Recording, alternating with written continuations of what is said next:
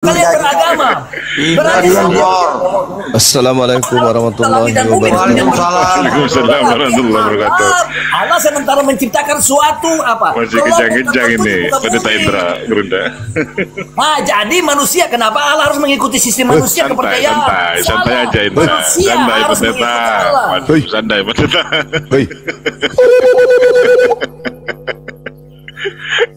Silakan. Santai aja napa saja, santai aja napa. Sok cantik, sok seakan-akan mewakili Yesus. Para kali bah. Yesus akan mengusirmu, Pendeta Indra. Ngapain kok kayak orang kesurupan di sini? Santai aja napa. Tapi kok habis khotbah dari mana? Kok punya suara serak? Ya, saya habis konser. Iblis konser kau. Yang iblis itu yang diusir sama Yesus.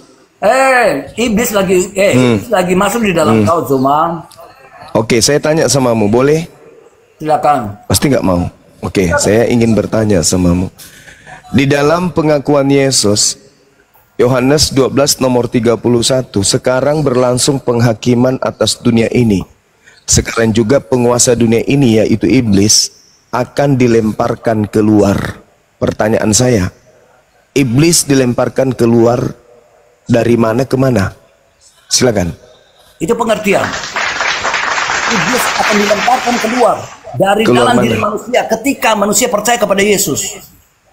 Ketika dia mati, dia sementara mau mengalahkan iblis. Ngarang bebas. Kematian dan kebangkitan itu adalah pertama, kemenangan atas kuasa iblis dan dosa. Ngarang bebas. Mengalahkan maut ketika dia bangkit. Ngarang bebas. Kau harus mengerti itu sebentar. Kau harus tahu bahwa kematian dan kebangkitan itu adalah kemenangan orang percaya semua. Tanpa itu kamu tidak bisa pernah menang. Kamu ada di dalam kuasa maut. Ngarang bebas di sini, nggak dibutuhkan ngarang bebas di sini. Kalau kamu tidak ada kebangkitan, kamu dikuasai oleh maut. Ngarang bebas kau itu. Maut, itulah batu Iblis dilemparkan kemana?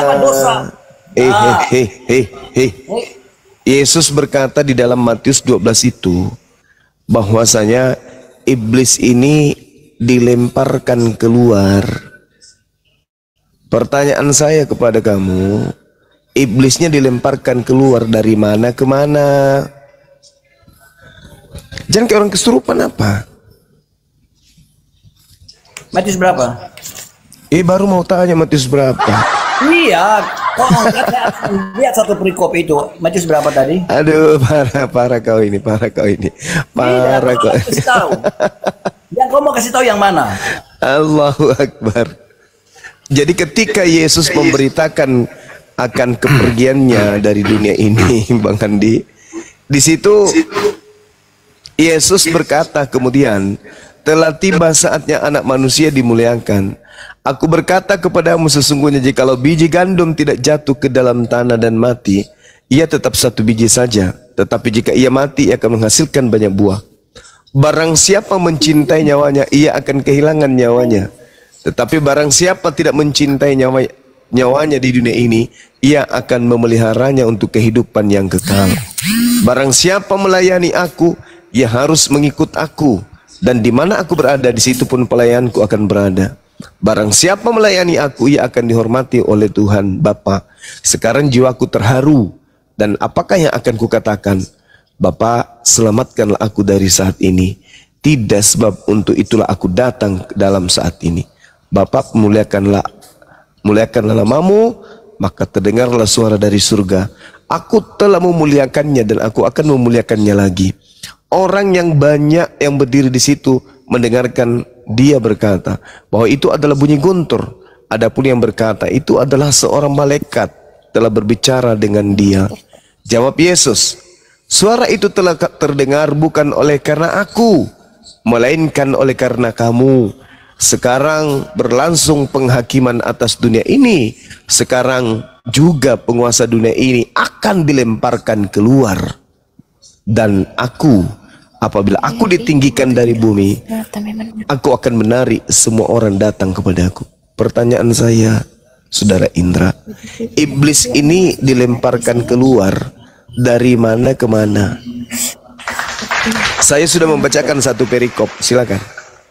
Iblis dilemparkan dari dalam diri manusia. Alamak. Iblis tidak berkuasa. Alamak. Aku datang.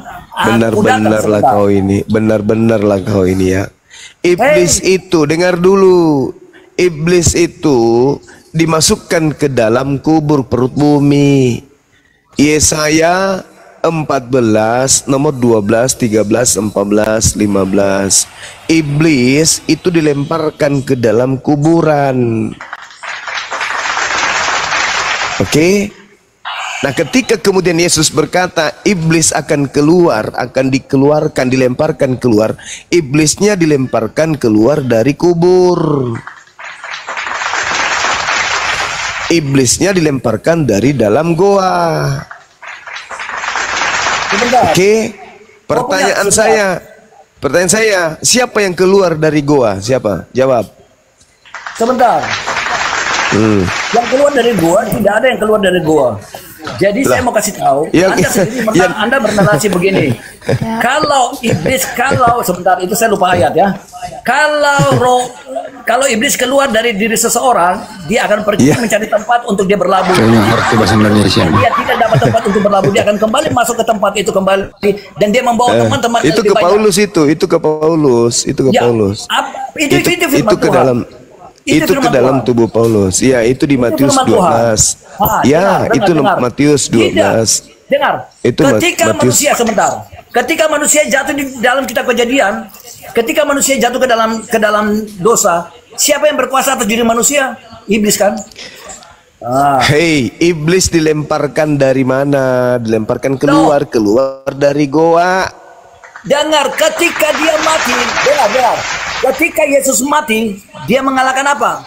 Mengalahkan iblis. Dan ketika dia gak ada hubungannya dengan itu. Jangan kau ngarang bebas. Gak ada hubungannya dengan itu. Yesus sesaat sebelum meninggalkan dunia, Yesus berkata, Yohanes 14 nomor 30, tidak lama lagi engkau akan aku berkata-kata denganmu, sebab penguasa dunia itu telah datang. Dan iblis sedikit pun tidak akan kemudian berkuasa atas diriku. Nah, iblisnya itu dilemparkan keluar dari alam kubur. Itulah dia yang datang kepada Paulus. Itulah yang melakukan pengajaran kepada aku telah diberi kuasa, pergilah ke seluruh dunia, jadikanlah seluruh bangsa menjadi muridku. Itulah iblisnya. Paham situ, Saudara Indra?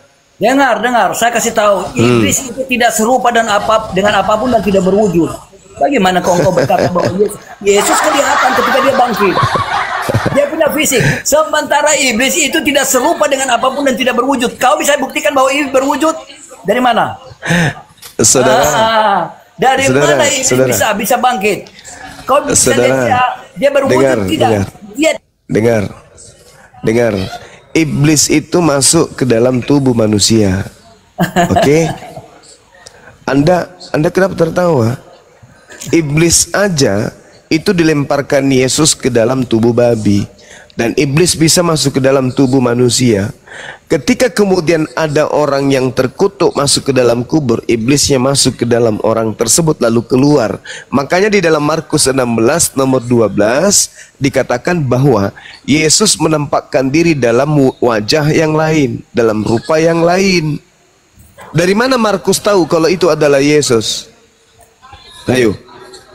Sedangkan dari mana Markus tahu bahwa itu adalah Yesus?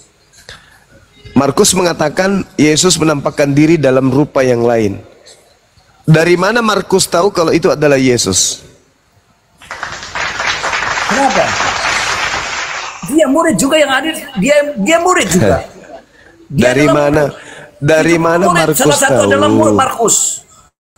Dari mana Markus tahu kalau yang muncul dari kubur itu adalah Yesus dalam rupa lain? Ada dengar, metode penulisan yang dilakukan oleh Markus adalah mereka mengumpulkan data kesaksian mereka. Saya tidak tanya itu. Saya tidak tanya itu. Pasti mengambil data dari siapa yang. Saya tidak tanya itu. Yang saya tanya, dari mana Markus tahu kalau yang keluar dari kubur itu Yesus?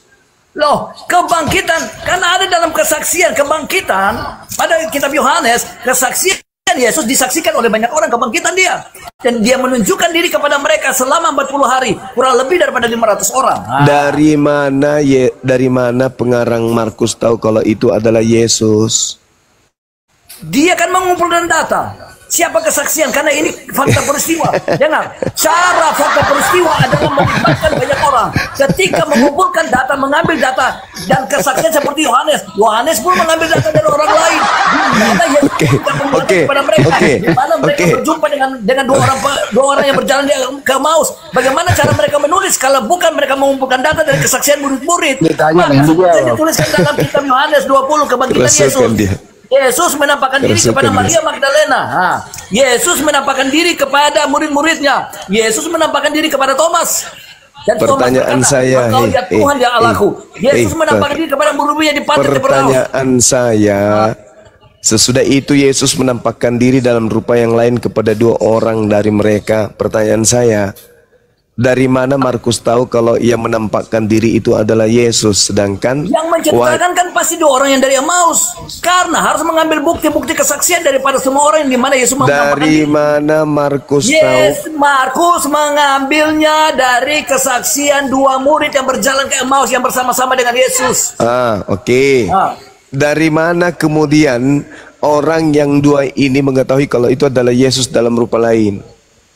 Ya, mereka bersama-sama dan kemudian Yesus membuka mata mereka sehingga mereka mengenal Yesus. Dari mana?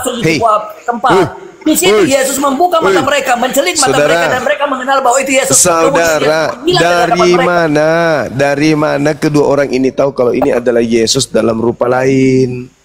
Loh, pertama ketika mereka berjalan, mereka sedang berbicara tentang Yesus. Yesus tiba-tiba berjalan dengan mereka dan dia berkata bahwa tidak tahukah kamu bahwa apa yang sudah terjadi itu adalah sudah tertulis bahwa anak manusia harus diserahkan dan dia akan bangkit. Setelah itu mereka singgah di suatu tempat, itu mereka memesan makanan roti. Ketika mengambil perjamuan itulah Yesus membuka mata mereka, lalu mereka melihat bahwa dia adalah Yesus. Ketika mereka mengenal dia adalah Yesus, Yesus menghilang dari mereka. Nah, itu roh, tidak bisa dibatasi oleh ruang dan waktu. Itu manusia atau bukan? Itu manusia atau bukan? Dia sudah kembali kepada wujud aslinya roh. Jadi dia bukan manusia. Dan kembali kepada roh. Jadi dia bukan manusia. Semakin nyata itu pada saat dia kembali ke surga. Jadi dia bukan manusia.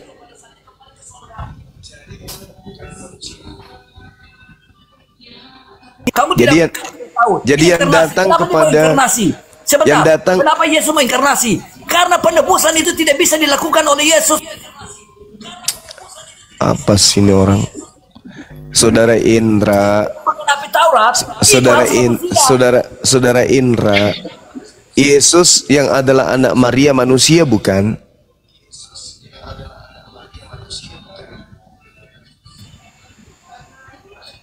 Dia kan sudah inkarnasi. Nah, dari mana Anda mendapatkan ilmu kalau Yesus itu akan inkarnasi? Loh, dari roh menjadi daging. Itu namanya inkarnasi. Dari mana? Dari mana Anda mendapatkan itu dari bahasa dari bahasa Ibrani atau bahasa Latin yang berarti in dan kore. Itu artinya dia masuk ke dalam daging. Berarti inkarnasi itu Yesus yang roh, dia masuk ke dalam daging Maria, dia berubah menjadi anak manusia. Iya, itu caranya inkarnasi. Itu manusia, oke.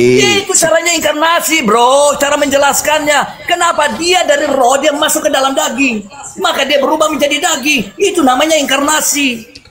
Berarti roh berubah menjadi daging. Roh dia berubah menjadi daging karena dia dilahirkan oleh benihnya benih roh, tetapi dilahirkan oleh seorang manusia, maka dia berubah menjadi manusia. Dia proses naturalnya sebagai manusia harus melalui proses kelahiran. Roh berubah menjadi daging. Lalu rohnya ini dari mana rohnya? Roh dari Tuhan. Roh Tuhan itu sendiri. Jadi tadi roh Tuhan menjadi daging, kemudian untuk hidup dia dimasukkan lagi roh Tuhan gitu. Jadi ada 2 roh. Yang satu rohnya jadi daging. Sebentar. Yang pertama dia menjadi manusia, tetapi roh Tuhan itu ada di dalam dirinya. Tadi yang jadi daging apa? Dari Tuhan, roh Tuhan. Nah, roh Tuhan jadi daging. Terus rohnya Yesus? Rohnya Yesus, roh Tuhan, dia kan sudah menjadi daging. Iya, roh Tuhan. Kemudian yang berada di dalam dia adalah Allah itu sendiri, yang adalah roh. Jadi dia dipenuhkan dengan roh kudus. Yang mana yang betul ini? Rohnya menjadi daging. Oke. Ya toh? Terus ketika roh menjadi daging, apakah masih ada roh dalam diri daging tersebut? Roh tetap ada. Roh tidak berarti bisa dikatakan bahwa dia bentuk dia terdiri dari 1, 2, 3. Roh tidak dikatakan, roh tidak berarti ada 2 roh. Berarti ada 2 roh. Tidak ada 2 roh, 1 roh. Ya, roh yang jadi daging apa tadi? Yang jadi daging. Yang jadi daging kan roh. Dia untuk menjadi manusia. Itu proses penciptaan. Proses yang jadi daging kan roh. Ya. Nah, terus setelah daging ini setelah roh ini menjadi daging, kan sudah jadi daging dia. Kalau dia tidak dimasukkan roh lagi, daging ini akan membusuk, betul atau tidak? Tidak. Betul, Paman. Ya, dia sudah dilahirkan dengan daging itu tetap ada walaupun Gimana dia ceritanya jadi nih? manusia. Roh itu tetap ada. Roh saudara. itu tetap menyertai dia walaupun dia sudah menjadi daging, tetapi roh itu tetap ada. Bukan berarti bahwa kalau roh sudah berubah menjadi daging, roh hilang. Roh tidak bisa hilang. Saya kalau dekat kamu betul seinjak-injak mukamu betulan. Kau ngomong itu kayak sok pintar kali, tapi kau bicara itu kayak orang gila. Kau ngerti kau nggak? Kau pintar apa? Kau itu kayak orang gila, ngerti nggak kau? Kau yang gila. Cuma kau mau kau dipimpin oleh siapa? Roh iblis, bukan roh Tuhan. Kalau kami Kau itu orang gila, pingin ku beraki mukamu, serius. Halo Juma, selamat malam. Kau itu kayak orang gila, Indra. Halo Paham Juma, kau itu? selamat Taruh lah, Dan. malam. Lu orang taruh lah, Dan. Lu kalau Itu udah kayak orang sadar gila. baru boleh ngomong. Tadi kau katakan roh itu roh Tuhanmu itu sudah jadi daging. Kau ngerti? Kau ngerti tidak itu kalau sudah dia menjadi daging? Ngerti nggak kau? Juma, Muhammad saja sedikit tahu tentang ruh. Kau tidak ada, walaupun dia berubah menjadi daging, dia tetap roh ada di dalam dia. Karena roh itu tidak bisa hilang daripada diri. Roh itu tidak bisa hilang. Tapi Roh sudah itu tetap jadi ada. daging tadi katamu. Iya, prosesnya adalah menjadi. Kamu mengatakan tadi roh jadi daging. Iya, benar. Mana yang betul? No, walaupun saya bilang, walaupun roh menjadi daging, tetap saja roh ada. Karena roh itu tidak bisa berubah apapun. Loh. Dia bisa menjadi daging, dia tetap menjadi roh. Roh tidak bisa berubah. Roh tidak bisa berubah. Tidak bisa berubah. Roh tidak Tapi bisa kenapa berubah, jadi walaupun daging? Dia menjadi daging, dia tetap roh. Itu Loh, dulu. tadi katanya roh tidak bisa berubah, tapi kenapa berubah jadi daging? Dia berubah menjadi daging karena harus diperanakan di dalam dari roh. Ya, tadi katanya tidak bisa menjadi berubah daging, roh tetapi itu. Roh tidak bisa berubah, dia tetap ada. Tadi katanya roh tidak bisa berubah. Ya memang tidak bisa, apa yang tidak berubah? Dia tidak bisa hilang, tidak bisa berubah apapun karena dia tetap ada. Jadi kalau dia Indra gila. Indra gila. Tadi katanya roh tidak bisa berubah. Tapi roh jadi daging. Saya harus bawa tanya dulu kau punya pengertian. Nah, Indra, dengar. Apakah beda antara roh dengan daging? Beda atau sama? Jelas beda dong. Beda. Berarti roh yang tadinya bukan daging telah menjadi daging, betul? Betul. Nah, sudah, tidak ada lagi rohnya. Siapa bilang? Loh, tadi kau bilang sudah berubah jadi daging. Betul, tetapi dia tidak hilang. Mati nih ya. Dia tidak bisa hilang walaupun Kalau tidak hilang berarti tidak berubah. dia tidak Orang hilang. gila. Orang Dia gila. tidak bisa hilang roh itu. Orang Bagaimana kau bisa gila bilang? karena daging Ketika kau mati, jadi ketika kau Tuhan. mati, rohmu kemana? Apakah rohmu mati? Saya tanya, ketika kau mati, rohmu mati enggak? Berarti beda daging dengan roh. Salah kau. Ketika kau mati, rohmu mati enggak? Enggak kan? Sekarang kau hidup dari roh itu, dan ketika engkau punya jasad mati, apakah roh mati? Kan tidak. Sakit berubah, kau kan? ini memang. Kau itu sakit rohmu memang. kembali kepada Allah. Kau itu sakit, kau itu gila. Kau itu gila. Cuma kalau kau mau belajar dari saya, kau sedang belajar kan dari roh kau. Nah, saya bilang buat kau. Kau itu gila, kau itu gila. Dengar. 1 Korintus 2 ayat 3. Kita tidak menerima roh dunia, tetapi roh dari Allah, sehingga kita tahu apa yang dikaruniakan Allah bagi kita. Itu berbeda kami dengan kau. Kita menerima roh dari Allah. Kalau Anda menerima roh dari iblis, makanya Anda menjadi iblis. Beda dengan kita. Kita menerima dari, yaitu di dalam pertama Korintus, Anda baca pertama Korintus 2 ayat 12. Kita menerima roh yang dari Allah sehingga kita tahu apa yang dikaruniakan oleh Allah. Itulah orang Kristen. Kenapa? Betapa pentingnya dia menerima Roh Kudus. Betapa pentingnya dia menerima roh dari Allah, karena Allah akan mengaruniakan segala sesuatu yang dia tahu. Tetapi kalau Anda tidak menerima, maka Anda menerima roh iblis. Itu cuma ada 2. Kalau Anda tidak terima roh dari Tuhan, Anda terima roh dari iblis, selesai. Maka Anda adalah iblis. Kena tombak, Gurunda. Indra, kalau roh sudah menjadi daging, apakah masih ada roh?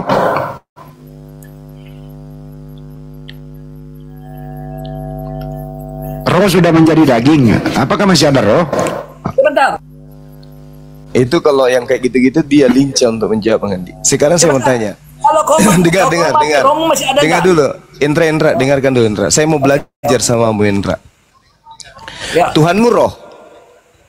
Betul. Iblis juga roh. Betul. Bedanya antara Tuhanmu dengan iblis apa? Dia adalah ciptaan. Roh yang telah menjadi iblis. Ingat, dia ciptaan, malaikat ciptaan Allah, tetapi yang memberontak dan dia berubah menjadi iblis. Coba di mana dalilnya di kitabmu bahwa iblis diciptakan? Tidak ada iblis diciptakan, tidak ada itu di kalian punya kitab. Saya bilang yang diciptakan adalah malaikat. Nah, 2 Petrus. Saya kasih kau di 2 Petrus, kan di situ dikatakan iblis, malaikat pemberontak yang dilemparkan ke dalam gua-gua, itu kan iblis. Indra gila. Coba, saya lihat. Saya kasih tahu 2 Petrus 2 ayat 4. Di situ kan dikatakan, sebab jikalau Allah tidak menyayangkan malaikat-malaikat yang berbuat dosa, telah melemparkan mereka ke dalam neraka dan dengan demikian menyerahkan mereka ke dalam gua-gua yang gelap untuk menyimpan mereka pada hari penghakiman. Loh, yang dilemparkan yang iblis di dalam mana? Di dalam gua kan? Itu ya itu tadi kau udah tahu. Iblis dilemparkan ke dalam gua. Kalau kau berkata iblis diciptakan, kalian adalah pengacau. Nah, sekarang pertanyaan saya kan bertanya samamu, Indra. Saya kan bertanya samamu, apa bedanya antara Tuhanmu dengan iblis? Kau bilang iblis ciptaan. Yang menciptakan kenapa sih kau ini? Kenapa otakmu nggak bisa berfungsi? Kenapa otakmu nggak berfungsi? Kenapa otakmu nggak berfungsi? Kenapa? Tuhanmu roh. Tuhanmu roh. Saya roh. Malaikat Tuhanmu roh. Itu adalah malaikat iblis yang juga roh. Tuhanmu roh, iblis juga roh. Bedanya Tuhanmu dengan iblis apa? Pertama, dia adalah pencipta, sedangkan iblis yang bukan iblis, tetapi malaikat yang diciptakan berubah karena memberontak menjadi iblis. Coba di mana dalilnya? Di mana dalilnya malaikat diciptakan? Coba. Allah tidak menyayangkan malaikat. Coba. Di mana dalilnya malaikat diciptakan di Bible? Coba. Segala sesuatu adalah ciptaan. Di mana dalilnya? Kecuali yang tidak diciptakan hanya Allah sendiri. Di mana dalilnya? Di mana dalilnya malaikat diciptakan di Bible?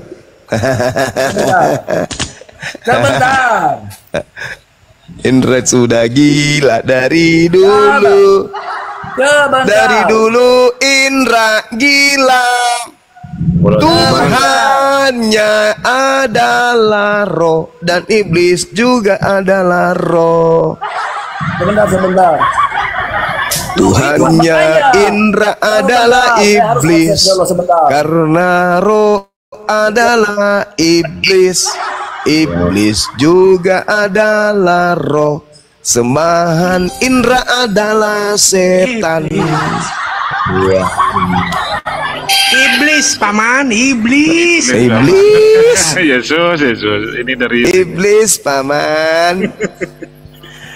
Iblis, paman. Kau juga Kristen, Yesus. Jangan gitulah. Waduh. Tuhannya roh. iblis juga roh. Ngeri kali lah Tuhanmu itu.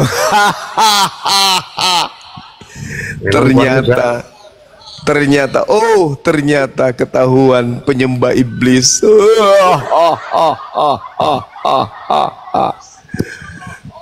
Menyembunyikan identitas iblis melalui nama Yesus.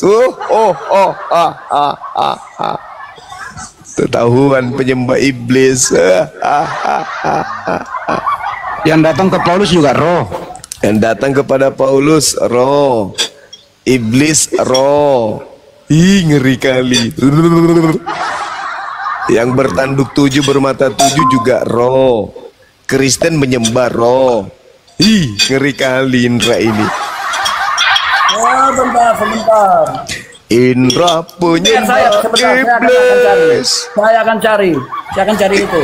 Baru dicari. Bukan semua dicari, saya sudah belajar tapi ini banyak. Jadi saya belum.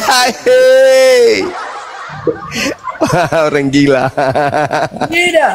Sekarang saya bertanya, kalau begitu Allahmu berbentuk apa? Allahmu bagaimana? Laisa kamislihi syai'. Tuhanku tidak serupa dengan makhluk. Roh itu makhluk. Oke. Berarti Tuhanku yes. Roh itu adalah makhluk. Ya. Oke. Oke. Roh itu makhluk. Mau lihat buktinya? Kita lihat. Coba. Bukan, Bung. Coba Anda lihat di dalam tunggu. Saya kasih kamu perjanjian lama aja deh. Coba lihat di dalam Mazmur 104 nomor 4. Ciki ciki bung bung, alai bung bung, ciki ciki bung bung, alai bung bung, ciki ciki bung bung. Oke. Saya kasih kau. Tadi jawaban saya ya. Ibrani 1 ayat 7. Dan tentang malaikat-malaikat ia berkata, yang membuat malaikat-malaikatnya menjadi badai dan pelayan-pelayannya menjadi nyala api. Yang membuatnya siapa? Yesus. Gila, gak ada hubungannya. Apa? Yang membuat malaikat siapa? Yang dengan kata lain yang menciptakan malaikat siapa? Itu bukan masalah penciptaan. Itu bukan masalah penciptaan itu. Masalah penciptaan bagaimana? Kasihan kali kamu. Saya kan bertanya samamu, apa bedanya Tuhanmu dengan iblis? Karena Tuhanmu adalah roh dan iblis juga adalah roh. Bedanya di mana? Sama-sama roh. Ngeri kali Tuhan kau itu. Memberontak sama dengan Anda. Dari mana kau katakan? Sama dengan Anda. Dengar. Apa? Kau mau ngomong apa, Indra? Aduh. Indra, seperti ini ya. Kau mau ngomong apa, Indra? Ibrani 1. Allahmu tidak memiliki roh, makanya dia tidak bisa kelihatan seperti siapapun, dia tidak menyerupai siapapun dan dia tidak berwujud. Roh itu ciptaan dia. Roh itu makhluk, Indra. Sedangkan Allah saya menciptakan Allahmu ya. Begitu kan? Nenekmu kiper, bisa-bisanya itu. Yesus itu diciptakan oleh Tuhanku. Dengar dulu. Dengar dulu. 2 Samuel 7 nomor 22. Elohim itu tidak serupa dengan apapun. Oke? Tidak serupa dengan apapun. Yeremia 10 nomor 6. Elohim tidak serupa dengan apapun. Allah tidak serupa dengan apapun. Sedangkan Tuhanmu roh serupa dengan iblis. Oke? Tuhanmu itu serupa iblis, Tuhanmu. Nggak usah kau nangis.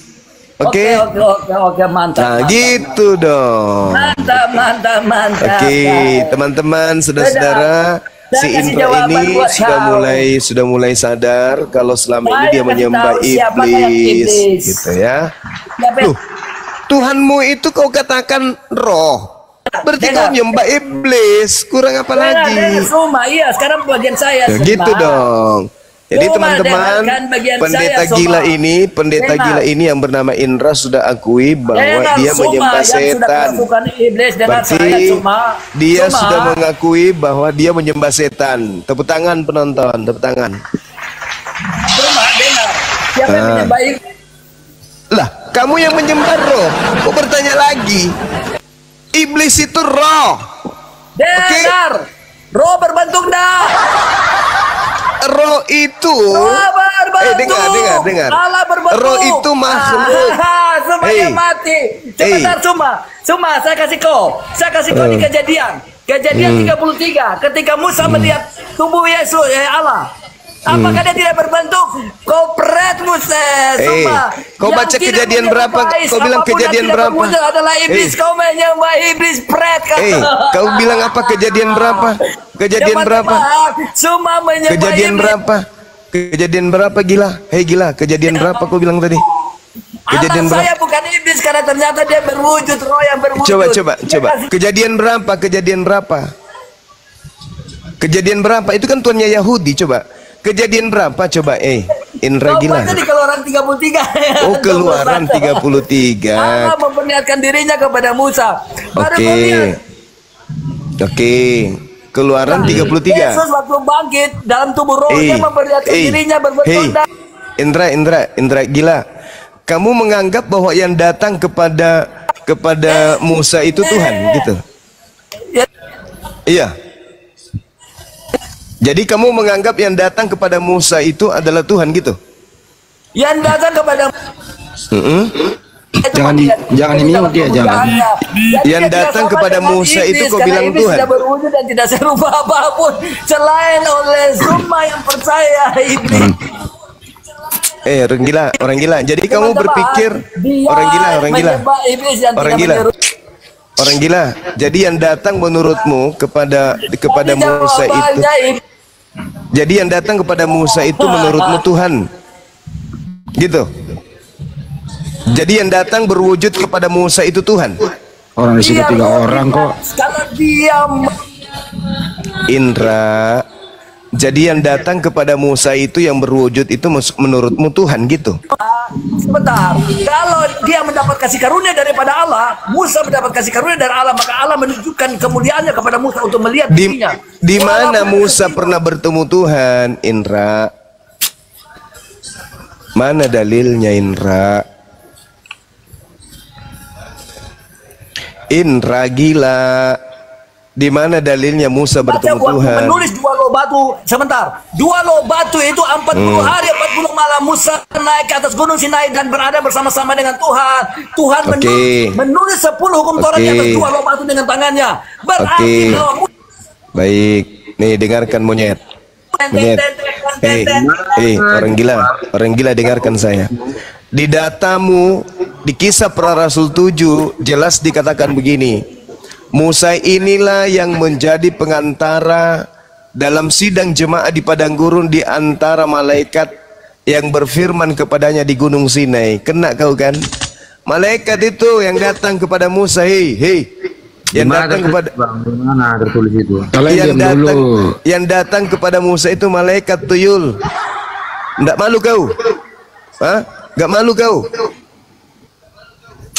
Gilamu semakin parah kau itu, Indra. Tuhan itu tidak sama seperti makhluk. Yang datang kepada Musa itu bukan Tuhan. Oh, ini kurang ajar orang ini, main tombak aja. Aduh, kena tombak kalau gitu, Bang Cuma. Iya, memang iya. Belum ada peringatan. Taruh yang lainnya, Jordan yang diam dulu. Jadi topik yang dibicarakan Bang Cuma dan Bang Indra tadi adalah Kristen itu Tuhannya roh. Roh itu banyak samanya, ada roh bertanduk 7, roh itu juga iblis gitu ya. Ditanya, apa bedanya Tuhanmu yang roh dengan iblis yang roh? Sama-sama roh. Lari kepada Nabi Musa. Padahal di sana yang menemui Nabi Musa adalah malaikat. Tidak mungkin Sang Pencipta itu turun ke bumi. Bumi ini nggak sanggup menampung Tuhan itu, kan itu intinya. Nah inilah oten-oten kalau diskusi kemana-mana larinya. Ngakui Tuhannya Yahudi, Tidak tahu kalau Tuhannya adalah anak orang. Kalau terdesak pakai kitabnya Yahudi disalahgunakan. Kalau happy ke gereja nggak pernah pakai kitabnya Yahudi, pakai perjanjian baru. Yesus Tuhan, Yesus Tuhan, Tuhan tidak berubah, Tuhan tidak berubah. Kan gitu. Iya. Jadi Dan Tuhannya Yahudi sama Tuhannya Kristen sama nggak? enggak, omongan abang tadi barusan. Saya tanya kepada Anda, Ya, Tuhannya Nabi Musa sama Tuhannya Kristen sama atau beda? ya beda lah bang. Beda. Tuhannya Nabi Musa siapa? Saya nggak tahu bang, saya percaya Yesus bang. Oke. Jadi Tuhanmu anaknya Maria gitu ya? Ya, Oke. Jadi Tuhanmu manusia, anak orang. anak Maria bang, bukan anak orang, anak Maria. Ya Maria kan orang. Iya. Jujur Yordan. Makasih Yordan udah jujur. Ustaz Tata silakan sambil nunggu Banjuma. Ya, selamat malam. Malam. Dan malam. Mau ngapain? Boleh sedikit bernarasi? Narasinya adalah apakah Tuhannya para nabi itu sama dengan Tuhannya orang Kristen? Apakah Tuhannya para nabi itu sama Tuhannya umat Islam? Saya cuma menanggapi aja. Oh, Banjuma udah datang ya? Masya Allah, silakan. Anggapi aja. Masuk lagi dia. Tadi kena tombak aja Banjuma mah. Saya cuma melihat tadi diskusinya tadi sudah nggak sehat. Memang iya. Karena kebanyakan tadi sudah mengolok-olok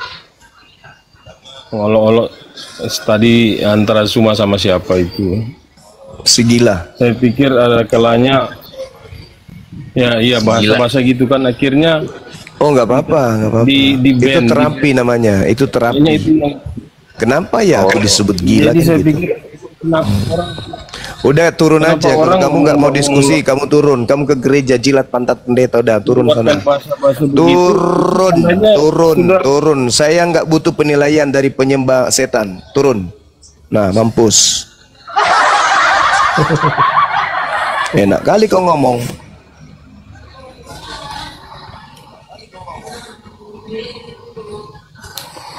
Harusnya kau membantah. Apa bedanya sembahanmu yang adalah roh dan setan yang juga adalah roh? Bedanya di mana?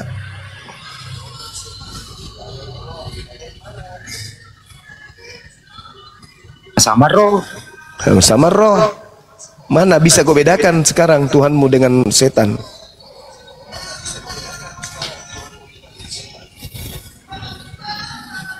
Yang datang ke Paulus juga roh.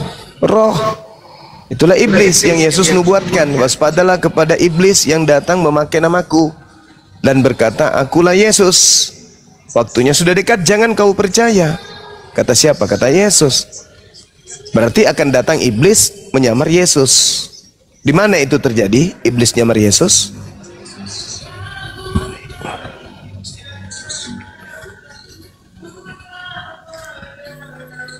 Silakan Jordan atau Bang Victor. Ya, selamat malam. Saya jangan dibesarin host, ditombak lagi nanti. Iya. Ustaz kata apa? Pakai Ustaz Tata aja ya. Iya, iya. Sebagai martir. Jangan, tamu aja, tamu kita yang Oh, dibesarin. tamu ya. Tamu. Pak Peter, saya besarin. Nah, biar saudara Jadi saya Victor ditombak. Biar terkenal ya. enggak ditombak lah masa Aduh. Oten tombak Oten, enggak lah. Gitu. Oke, selamat malam. Iya, malam Saya Bang Victor. Baru join ini, jadi saya nggak ikut yang tadi debat. Tidak ini. Cuman saya lihat ada tema tadi, saya baca konsep keselamatan. Nah ini suka juga saya bahas ini bang. Iya. Ya, saya juga pernah bicara tentang keselamatan dari sisi Kristen sama ini Rifa. Ustaz Tata juga pernah ikut ya, kalau masih ingat ya. Iya. Iya. Tema ini temanya Jadi- Ustadz Tahta dengan Pak Pendeta Indra tadi. Hidup yang kekal. Oh, iya. Silakan Bang Victor lanjut. Ya, konsep keselamatan yang saya pernah dengar itu kan kalau dari sisi Islam bahwa melalui pengajaran dari Nabi Muhammad bisa selamat kan gitu.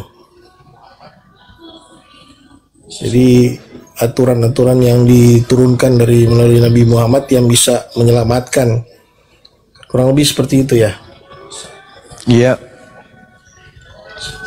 Ya, kalau dari sisi Kristen kita kan keselamatan itu dari pengorbanan Tuhan Yesus di kayu salib. Gitu. Jadi itu perbedaannya. Tapi kok itu nggak di ini ya? Yesus nggak pernah jawab itu ya? Setiap kali Yesus ditanya bagaimana caranya memperoleh hidup yang kekal, kok Yesus tidak pernah memasukkan poin itu ya? Keselamatan. Ya, setiap kali Yesus ditanya bagaimana caranya selamat, bagaimana caranya mendapatkan hidup yang kekal, Yesus tidak pernah memasukkan poin bahwa dia harus mati jadi tumbal di atas pohon. Untuk orang Kristen itu nggak pernah. Di mana Yesus mengatakan itu? Nggak ada. Bahkan gimana? Silakan. Ya, kalau Yesus sendiri kan tidak pernah bilang itu Kristen ya. Dia membawa agama Kristen juga tidak. Cuman dia menyelamatkan seluruh dunia kan. Keselamatan itu dilakukan untuk semua orang. Jadi, nah di Kristen khususnya memang membahas itu. Kita kan dari Kristen saja yang menemukan bahwa keselamatan lewat Yesus itu yang Oh, Yesus yang Anda maksud yang datang ke Paulus itu. Kalau Yesus yang datang kepada Bani Israel, beda konsep dia. Dia mengajarkan Bani Israel untuk selamat itu harus menjalankan hukum Taurat. Nggak boleh meninggalkan Taurat. Matius 5 nomor 19. Barang siapa yang meniadakan hukum Taurat meskipun yang paling terkecil, maka dia akan dan mengajarkan kepada orang lain, maka dia akan menempati tempat terendah. Dan barang siapa melakukan sebaliknya, maka dia akan menempati tempat tertinggi, yaitu surga. Itu ajaran Yesus tuh. Tapi kalau yang Yesus yang satu yang datang ke Paulus beda. Memang beda ajarannya. Gitu, Bang. Jadi kan ada dua Yesus, Bang, bukan satu Yesus. Bedanya di mana? Anda. Kalau saya lihat itu pembicaraan Tuhan Yesus itu kan kita harus lihat konteksnya, dia bicara di mana dan dia hidup di zaman apa. Karena dia hidup di zaman hukum Taurat. Jadi dia harus laksanakan hukum Taurat, pasti harus. Karena dia hidup di dalam hukum itu. Dia dilahirkan di kaum Yahudi kan. Jadi dia harus ikutin itu. Kalau dia tidak ikutin ya namanya udah melanggar. Makanya berbeda dengan setelah Yesus mati di kayu salib, dia terangkat ke surga. Gitu, makanya ada perbedaan memang. Tapi kalau bilang pengajaran, yang pengajaran yang diturunkan ke murid-muridnya. Gitu. Jadi sekali lagi saya katakan bukan pengajaran Yesus ya, bukan pengajaran Yesus, tapi itu pengajaran hukum Taurat yang disampaikan waktu dia masih hidup. Dia mengajar di bait suci, apa semua itu tentang hukum Taurat. Betul. Iya, maksud saya Yesus itu ada dua. Yesus yang satu mengajarkan hukum Taurat. Yesus yang satu mengajarkan perjanjian baru yang datang kepada Paulus. Itu Yesus yang berbeda, Bang. Itu dulu. Dari mana kau tahu Yesus ada dua? Ya, Yesus memang mengatakan, kok menubuatkan penyesat akan muncul dengan memakai namaku. Berarti penyesatnya muncul dengan nama Yesus. Siapa yang memakai nama Yesus rupanya? Iblis lah, siapa lagi? Iblis itu siapa? Ya, iblis itu yang datang kepada Paulus. Akulah Yesus yang kau aniaya. Akulah Yesus tunat Daus, sang bintang timur, bintang gilang gemilang. Akulah Alfa dan Omega. Itu iblis itu. Dari mana bukan kau tahu Yesus. Iblis? Hei, dengarkan saya, Bung. Ini pertanyaanmu sangat menarik. Dari ajaran Yesus lah. Yesus berkata di dalam Matius 24 nomor 4 nomor 5, waspadalah kepada penyesat yang datang kepadamu dengan memakai namaku dan berkata akulah Mesias. Iya, sebelumnya itu Yesus berkata sama siapa, Bang?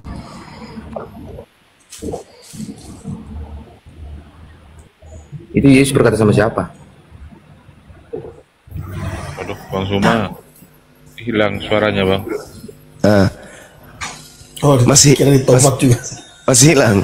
Jadi ketika Yesus kemudian mengatakan akan indikasi adanya Yesus palsu, Yesus berkata kepada pengikutnya, kalau ada orang berkata ada Yesus di sini, ada Yesus di sana, jangan kamu percaya. Sebab, kata Yesus tuh, sebab kedatanganku yang kedua, aku datang seibarat selaksa seperti sinar yang berpencar, yang bersinar dari timur sampai ke barat. Demikianlah juga nanti kedatangan anak manusia yang kedua kalinya. Itu makanya kalau Anda mengatakan Yesus itu Tuhan, Yesus ini begini, ya iya, itu Yesus yang datang kepada Paulus. Tapi kalau Yesus yang hanya Bani Israel, ya itu adalah nabi. Dia adalah rasul yang mengajarkan bahwa manusia akan dibalas sesuai dengan perbuatan masing-masing. Itu baru Yesus yang asli. Kalau yang palsu ya mengajarkan bahwa darahnya, dagingnya harus diminum, harus dimakan. Nah, itu Yesus palsu itu. Anda percaya kepada Yesus kan? Izin host, aku besarkan saja host. Aku besarkan saja host, biar kena tombak aku. Minta ditombak aja lah. Yesusnya pasti untuk ditombak. Dulu, Bang Yesus. Darah siapa yang diminum rupanya, Bang Juma? Bukankah di dalam agama Kristen itu diajarkan minum darah Yesus, makan daging Yesus? Iya. Nah, itu dia. Itu ajaran apa itu makan darah manusia tuh? Yang bilang siapa, Bang? Makan daging manusia, makan darah manusia, itu ajaran siapa? Itu yang bilang siapa rupanya? Ya menurut Matius, Yesus. Menurut ya, yang bilang yang mengucapkan minumlah darah ini, apa anggur ini kan gitu kan, darah ini. Menurut Matius, yang bilang Matius, siapa itu, Bang? Itu Yesus. Menurut pengarang Matius yang berkata ya, itu adalah Yesus. Kenapa Matius? Ya, yang berkata Yesus, Bang, kan?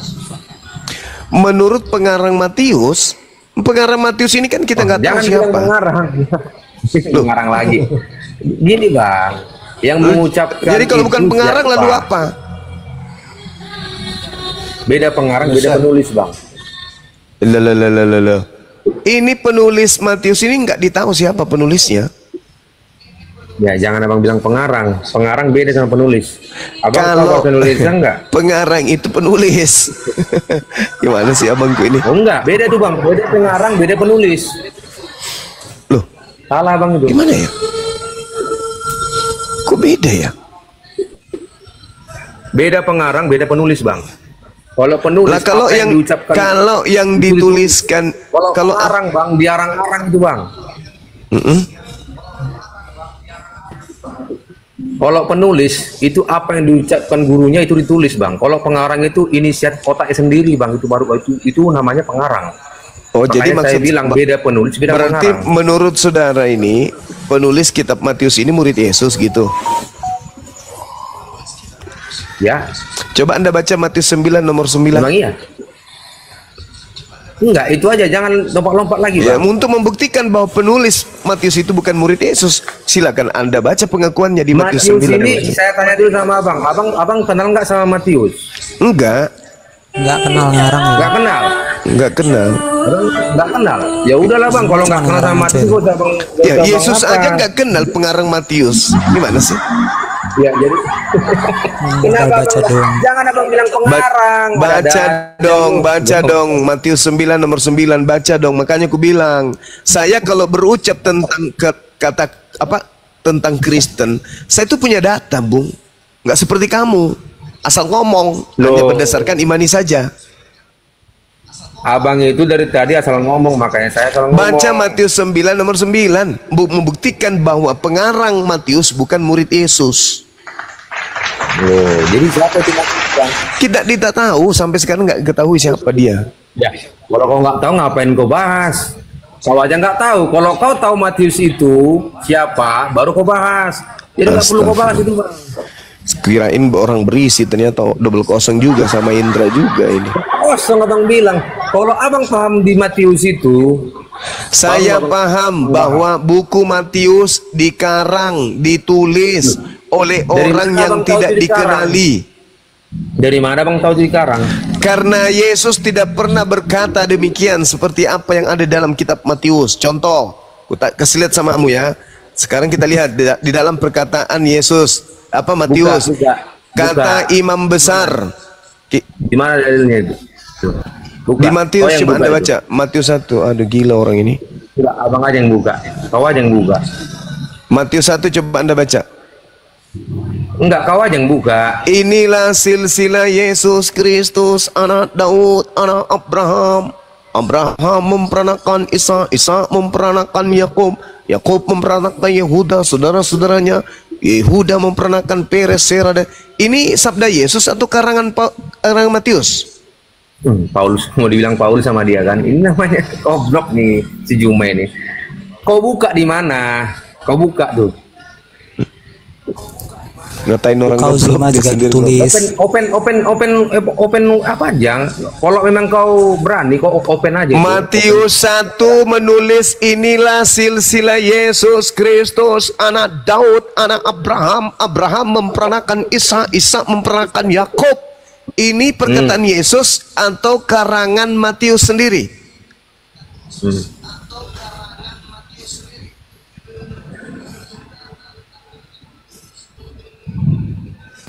Mana nggak kau buka? Susah kalau Jordan, karena kau nggak punya Bible. Jangan kau bilang kau punya Bible. Ya, ambil kau baca coba. Kan kalian yang membahas kitab kami, ya kalian yang membuka gitu loh. Kan udah bilang Matius 1. Inilah silsilah Yesus Kristus, anak Daud, anak Abraham. Abraham memperanakan Isa, Isa memperanakan Yakub, Yakub memperanakan Yehuda dan saudara-saudaranya. Yehuda memperanakan Peres dan Serah dari Tamar. Peres memperanakan Hesron, Hesron memperanakan Ram, Ram memperanakan Amidab, Amidab memperanakan Nahason, Nahason memperanakan Salmon. Itu sabda Yesus atau karangan Matius? Itu lebih jelas daripada katakanlah. Kau itu ditulis juga. Coba. Pertanyaan saya. Itu tulisan tuh. Pertanyaan saya, ini sabda Yesus, firman Tuhan atau karangan penulis Matius? Anda jangan bilang karangan, Bang. Seolah-olah abang bilang kalau karangan itu seolah-olah itu nggak benar lagi tuh. Ya memang nggak benar, ini bukan firman Tuhan kok. Jangan Anda bilang firman Tuhan. Makanya muncul pertanyaan, kenapa nggak bisa jawab? Matius 1, inilah silsilah Yesus Kristus. Itu sabda Yesus, firman Tuhan atau karangan penulis Matius? Ya, saya jawab itu sabda Yesus. Di mana Yesus pernah bersabda begitu? Ya, itu udah saya jawab itu. Terus apa jawabannya? Inilah, masa Yesus berkata inilah silsilah Yesus? Kan? Harusnya, kalau ini tulisan, kalau ini ucapan Yesus, maka dia akan berkata inilah silsilahku. Nggak ada orang yang bisa kau tipu, Bang. Ini bukan gereja. Iya, mau sampai kapan kau bodoh? Seolah-olah kau lebih paham kitab kami daripada kitab kamu. Nah itu buktinya kau yang bodoh. Kau bilang itu sabda Yesus. Ya, jadi kalau kau bilang karangan Matius, kau mendukung gitu? Oh ini memang karangan. Oh, ya bukan karangan itu, Bang. Kalau bukan karangan berarti Yesus yang bersabda. Ya itu. Kenapa nggak tinta merah? Oh, tinta merah. Emang dari garis-garis. Ini apa bacanya nih? Bang Juma, ini apa bacanya nih? Enggak, abang diam dulu, Bang. Abang diam dulu ini. Besarin host, besarin dulu. Saya mau ngomong sama Bentar dulu, diam dulu, besarin dulu ini. Ini apa bacanya nih, Bro? Bro, apa bacanya Ya nih? kau baca lah itu, kau baca. Lu ternyata Injil karangan kasihan Matius tuh.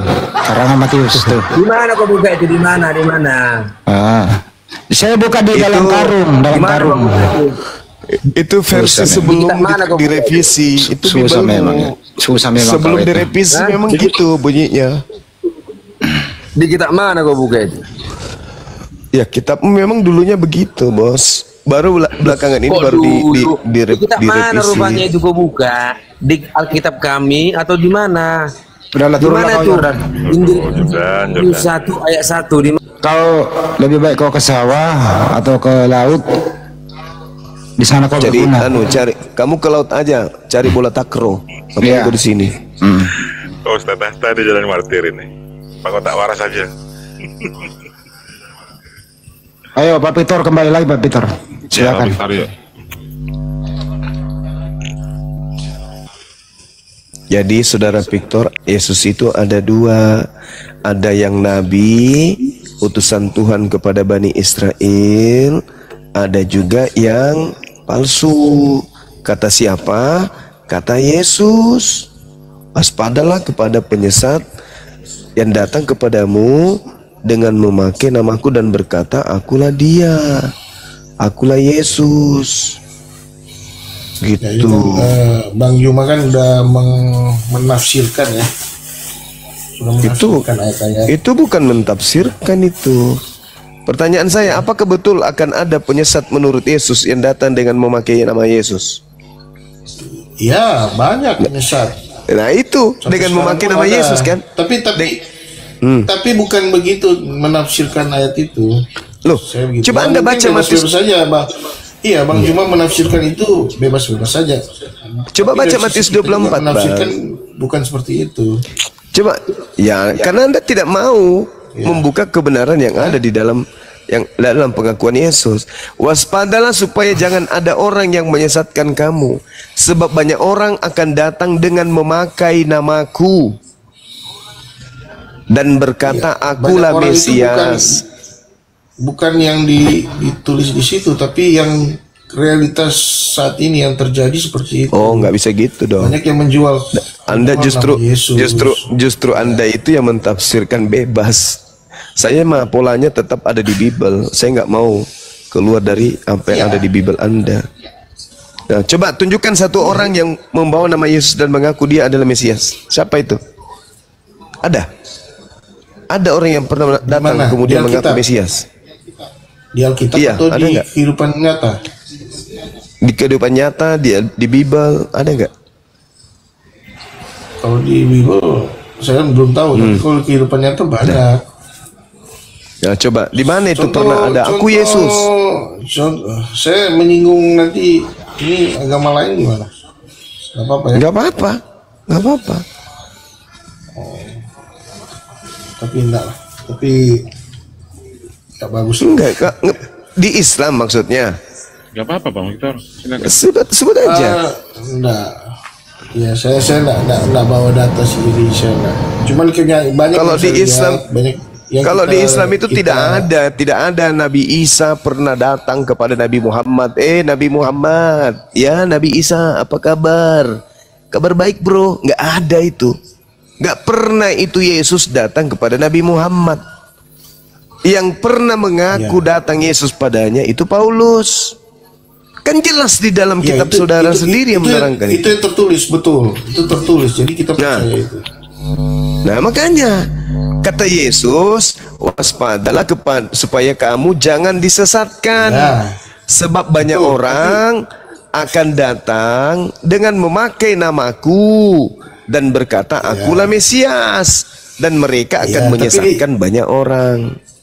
Ya, tapi di situ kan waktu dia ketemu Paulus kan tidak menulis seperti itu, bahwa dia mengaku Mesias, ya kan? Coba Anda baca Galatia 1 nomor 11. Cuma diasumsikan aja. Coba Anda baca Galatia 1 nomor 12. Aku menerima Injil bukan dari manusia, tapi dari Mesias. Yesus itu manusia. Langsung Yesus. Nah, tapi Yesus manusia kan? Iya. Ya, Paulus mengatakan aku menerima Injil bukan dari manusia. Berarti bukan dari Yesus. Iya. Tapi makhluk yang datang kepada Paulus itu ngaku Yesus, akulah Yesus yang kau aniaya. Sedangkan Yesus itu manusia. Galatia 1 nomor 11. Galatia 1 nomor 11 dan nomor 12. Ya, di sini bisa satu Injil. Sebab aku menegaskan kepadamu saudara-saudaraku bahwa Injil yang kuberitakan itu bukanlah Injil manusia. Betul. Salahnya di mana? Baca terus nomor 12 ya. Karena aku bukan menerimanya dari manusia dan bukan manusia yang mengajarkannya kepadaku, tapi aku menerimanya oleh penyataan Yesus Kristus. Nah, terjawab kan? Ya. Sekarang Yesus itu yang datang di tengah-tengah Bani Israel mengajarkan pengajaran Injil, itu manusia atau bukan? Manusia. Manusia. Paulus menerima ke-13 kitabnya bukan dari manusia. Berarti jelas bukan dari Yesus. Tetapi dia mengatakan tapi dari pernyataan Yesus Kristus. Yesus Kristus. Nah, sekarang Yesus menubuatkan akan datang penyesat yang mengaku akulah Yesus, akulah Mesias. Paulus menerima itu. Ada sosok datang kepadanya bukan manusia mengatasnamakan Yesus Kristus. Yesus berpesan kepada muridnya, waspadalah kepada penyesat yang datang kepadamu, sebab banyak orang akan datang dengan memakai namaku dan kata akulah Mesias, dan mereka akan menyesatkan banyak orang. Mana Mesias itu yang palsu itu? Yang datang kepada Paulus. Mana banyak orang yang disesatkan itu? Ya Kristen.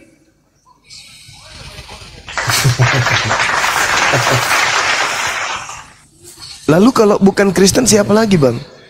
Kami Islam mayoritas di Indonesia, tidak pernah ada makhluk datang kepada kami mengaku Yesus, akulah Mesias, akulah Yesus. Tidak ada. Sedangkan penyesat itu datang dengan memakai nama Yesus. Dan itu pernah dialami oleh pendiri Kristen, yaitu Paulus. Makanya Kristen ini berbeda dengan orang Yahudi. Sedangkan Yesus tidak berbeda dengan orang Yahudi. Yesus tidak berbeda dengan orang Yahudi. Kristen berbeda dengan orang Yahudi. Artinya Yesus yang Yahudi bukanlah Yesus yang mengajarkan Kristen. Bukan. Beda oknum. Makanya di dalam Matius 7 nomor 22 nomor 23, pada hari terakhir nanti banyak orang memanggil aku Tuhan. Bukankah kami bermukjizat pakai namamu? Bermukjizat mengusir setan, bernubuat pakai namamu. Pada saat itulah aku Yesus akan berterus terang kepada mereka, enyahlah daripadaku kalian semua adalah pembuat kejahatan. Aku tidak mengenal kalian. Aku tidak mengenal kalian. Yesus yang asli tidak mengenal Kristen. Masa nggak sampai di situ pemahamannya? Kenapa Yesus yang asli tidak mengenal Kristen? Karena Kristen sejatinya mengikuti Yesus lain. Makanya Kristen ini diusir karena bukan pengikut Yesus yang asli.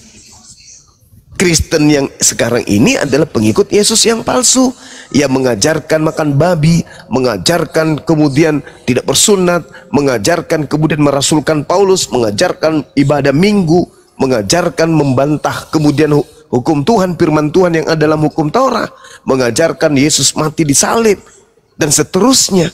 Itu bukan Yesus yang asli. Coba Anda lihat tuh, ngerinya itu di mana? Kepadaku telah diberi kuasa di langit dan di bumi. Sejak kapan ketika Yesus melakukan penginjilan selama 33 tahun mengajarkan itu? Coba, apa nggak ngeri itu? Sejak kapan Yesus mengajarkan akulah Alfa dan Omega? Sejak kapan? Tidak pernah. Tidak pernah Yesus mengajarkan akulah Alfa dan Omega. Tidak pernah juga Yesus mengajarkan pergilah ke seluruh dunia, jadikanlah seluruh bangsa menjadi muridku. Enggak. Buktinya Matius 10, Yesus berpesan kepada ke-12 muridnya agar jangan ke bangsa lain. Yesus melarang. Loh kok tiba-tiba ada Yesus yang mengajarkan pergilah ke seluruh dunia, berajarkanlah apa, jadikan seluruh bangsa menjadi muridku. Loh kok berbeda, Cak Ayu?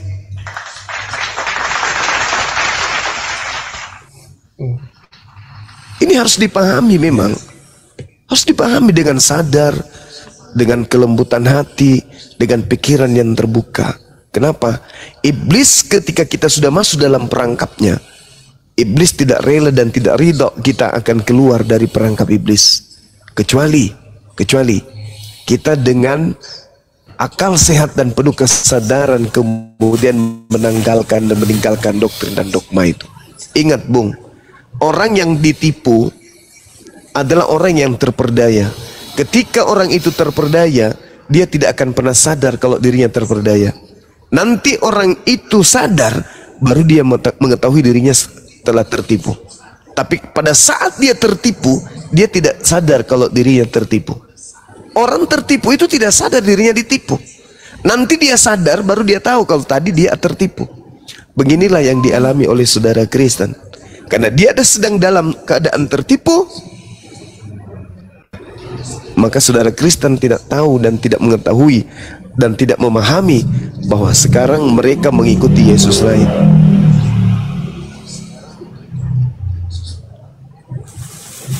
Ya. Silakan. Kalau kita sih, kita ini beriman ini kan lebih ke pengenalan akan Tuhan. Jadi bukan sekedar cuman percaya, tapi kita harus sudah didasarkan oleh firman Tuhan. Kita baca Alkitab, tapi kok kita baca Alkitab berbeda dengan pemahaman dengan Bang Juma gitu. Kenapa makanya bisa begitu? Ya berbeda, karena kayak tadi Bang Juma bilang ada Yesus ada 2 di dalam Alkitab versinya. Jadi kan kita juga baru dengar juga kok bisa ada Yesus ada 2 di situ.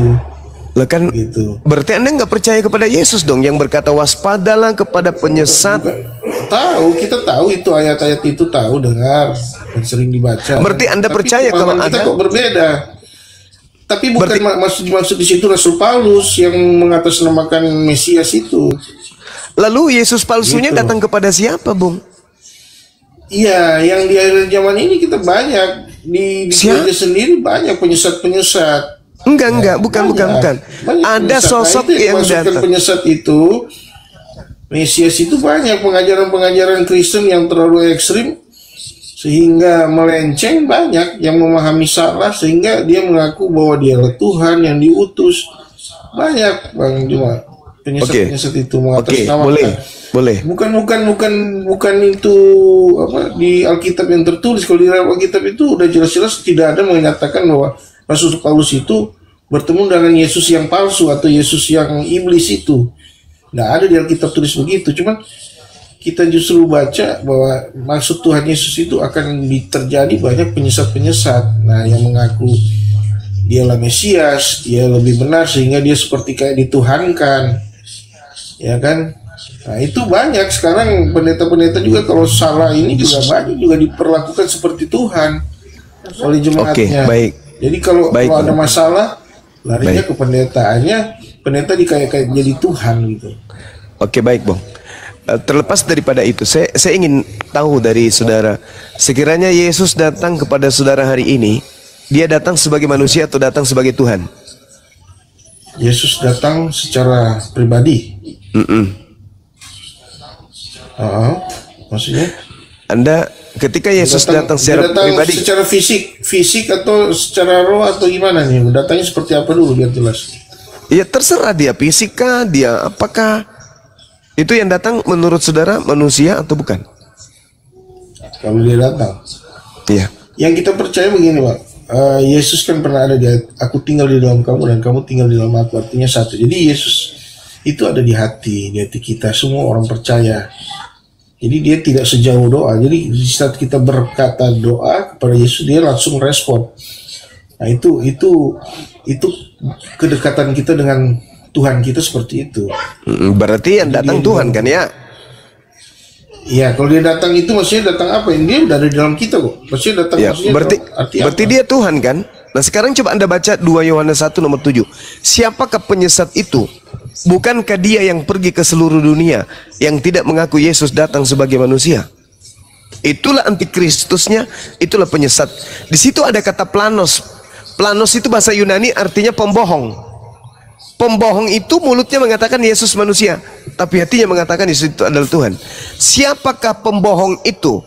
Bukankah dia yang pergi ke seluruh dunia, yang tidak mengaku Yesus Kristus datang sebagai manusia?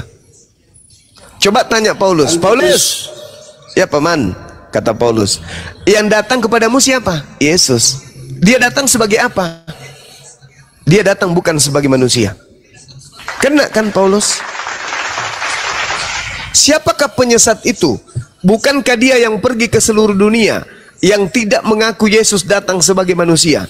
Galatia 1 nomor 11 nomor 12. Yesus datang bukan sebagai manusia. Kata siapa? Kata Paulus. Paulus ini apa? Ya, berapa? 2 Yohanes 1 nomor 7. 2 Yohanes 1 nomor 7, Bang. Ya. Ya, silakan. 2 Yohanes 1 ayat 7. Sebab banyak penyesat telah muncul dan pergi ke seluruh dunia yang mengaku dan tidak mengaku bahwa Yesus Kristus telah datang sebagai manusia. Itu adalah si penyesat dan antikristus. Ya. Oke. Ya, Paulus datang. Iya betul memang. Bahwa Yesus Kristus telah datang sebagai manusia. Iya betul, dia datang sebagai manusia. Nah, Paulus mengaku dia datang kepada Paulus bukan sebagai manusia. Gimana dong? Paulus kan mengaku, aku menerima, dan bukan manusia yang mengajarkan aku, tetapi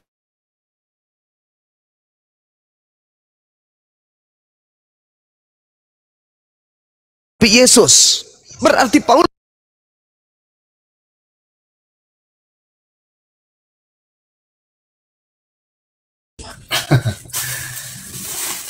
ya, dia maksudnya konteksnya kalau kita pahami dia bicara itu Yesus kan sudah mati kan waktu itu, mati dan dikuburkan dan dia bangkit kembali jadi Tuhan, ya kan? Jadi maksud di situ bukan manusia lagi yang dia ketemu lagi, tapi sudah Tuhan. Ya apapun itu, apapun itu alasannya, apapun alasannya. Yang pasti penyesat itu yang pergi ke seluruh dunia, yang tidak mengaku Yesus datang sebagai manusia. Sekarang boleh tidak saya minta? Justru begini Bang, Yesus itu kan waktu di zamannya Paulus itu kan dia tahu persis itu Yesus adalah manusia. Kenapa dia mengaku bahwa Yesus bukan manusia? Kan nah itu dia. Pertanyaannya itu. Ya itu dia. Ya, makanya nggak mungkin. Jadi dia mengaku Yesus itu yang sudah mati itu yang bertemu dengan dia, yang sudah mati dan bangkit. Oh nggak bisa. Dengan dia bukan.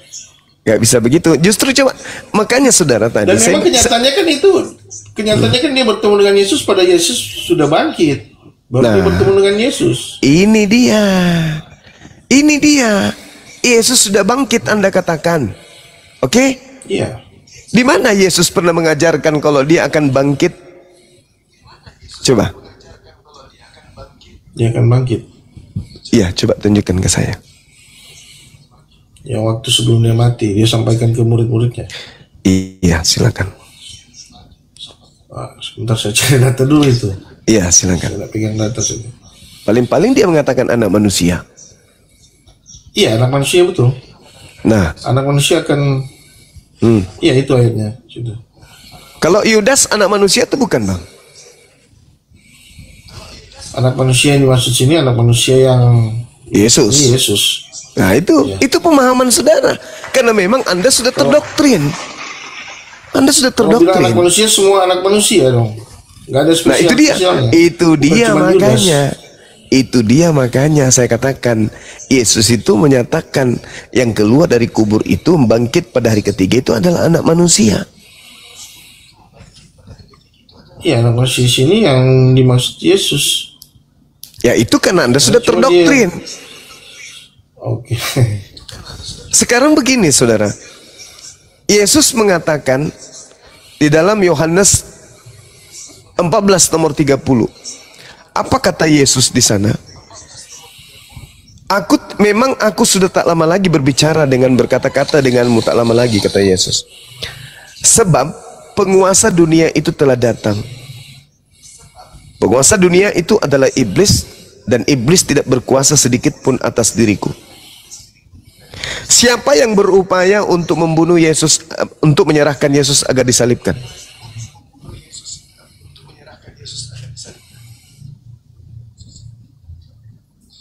Ya, ahli Taurat ya. Ahli Taurat atau iblis? Ya, dia dipakai iblis kan. Nah, iblis kan. Kata Yesus, iblis sedikit pun tidak berkuasa atas diriku. Berarti penyaliban terhadap iblis.